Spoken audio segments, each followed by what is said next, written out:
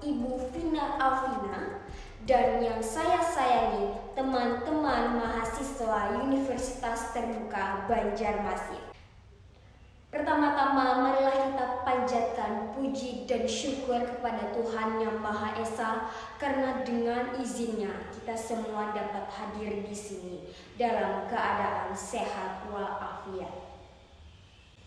Pada kesempatan ini, izinkan saya menyampaikan perihal bencana banjir dan bagaimana cara kita agar dapat mengatasi bencana alam yang kita hadapi secara tepat dengan pencegahannya. Tinggal di Indonesia yang memiliki iklim tropis, karena hal tersebutlah Indonesia dilimpahi dengan tanah yang subur, langit yang cerah sepanjang tahun, dan curah hujan yang mencukupi. Akan tetapi, akibat lokasi geografis tersebut, Indonesia menjadi rentan terhadap bencana alam, baik secara alami maupun ulah manusia itu sendiri. Maka dari itu, bencana alam yang ditimbulkan yakni seperti kebakaran hutan, gempa bumi, gunung meletus, tsunami, serta bencana banjir. Dan beberapa tahun terakhir ini di Indonesia, khususnya di daerah dataran rendah seperti Jakarta, setiap tahunnya selalu mengalami bencana banjir. Banyak hal yang membuat banjir tersebut terjadi, yakni salah satu faktor penyebab tersebut bukan oleh manusia, yakni membuang sampah tidak pada tempatnya dan kurangnya pepohonan yang dapat menyerap air saat musim penghujan. Teman-teman mahasiswa semuanya, berdasarkan faktor tersebut, kita bisa melakukan upaya pengurangan dampak bencana banjir, yakni melalui konstruksi atau perubahan lingkungan fisik. Ada mitigasi yang kita lakukan, yaitu mitigasi non-struktural. Adalah upaya dalam mengurangi resiko dengan cara memodifikasi perilaku manusia atau proses alam. Langkah yang harus diperhatikan oleh masyarakat Indonesia dalam mitigasi bencana secara umum terdiri dari saat bencana dan rangka bencana penanggulangan pra bencana terdiri dari dua kegiatan.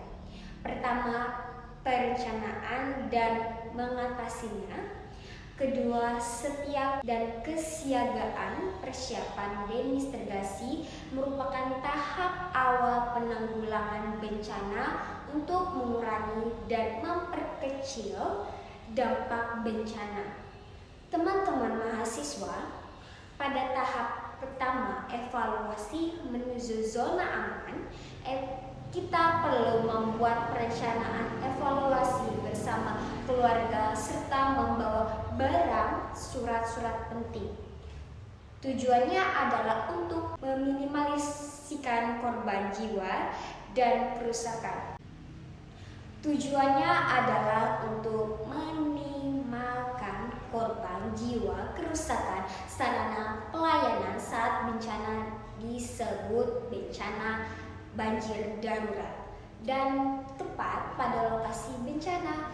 Kedua, penyelamatan dan evaluasi korban bencana. Bencana terbagi menjadi dua kegiatan, yaitu rehabilitas dan rekonstruksi. Sasaran utama rehabilitas adalah untuk mengembangkan kondisi daerah yang terkena bencana agar kehidupan masyarakat dapat berjalan kembali, yang termasuk kegiatan rehabilitas sarana dan prasarana umum, perbaikan rumah masyarakat, pemulihan psikologis masyarakat, serta pemulihan fungsi pelayanan dan sebagainya. Rekonstruksi adalah pembangunan kembali semua prasarana dan sarana kelembagaan pada wilayah pasca baik pada tingkat pemerintah maupun masyarakat, dengan sasaran utama tumbuh dan berkembangnya kegiatan perekonomian, sosial, dan budaya, tegaknya hukum dan ketertiban. Ayo, teman-teman, mulai untuk mengendalikan diri sendiri agar lebih memperhatikan kebersihan lingkungan sekitar dengan mulai menanam pohon yang mampu menyerap air ketika musim penghujan tiba. Dan sudah saatnya kita berhenti untuk menyalahkan pemerintah yang dinilai tidak mampu mencari jalan keluar yang efektif.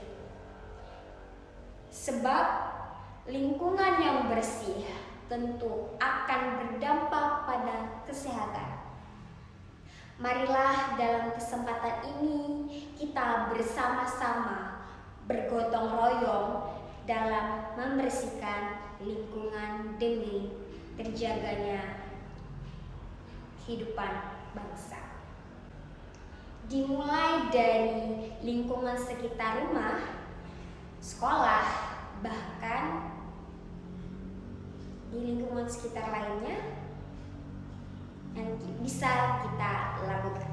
Sekian yang bisa saya sampaikan. Maaf apabila ada kesalahan. Yang salah datangnya dari saya dan yang benar datangnya dari Allah Subhanahu wa Ta'ala.